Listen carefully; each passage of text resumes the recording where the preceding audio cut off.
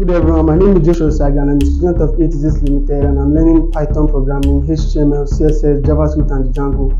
So today I'll be showing you my front-end project which I created a real estate website so you can search and buy an apartment online.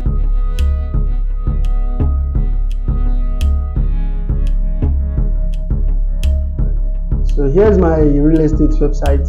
So this is the place you can search for an apartment you want.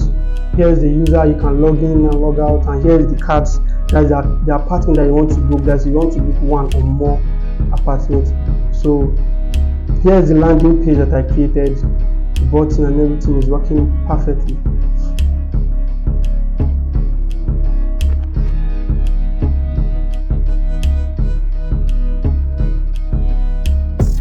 So this is the end of my real estate project. So I want to say thank you to A2Z Limited for showing me how to do it, and thank you Mr. Rosa for the guidance. Thank you.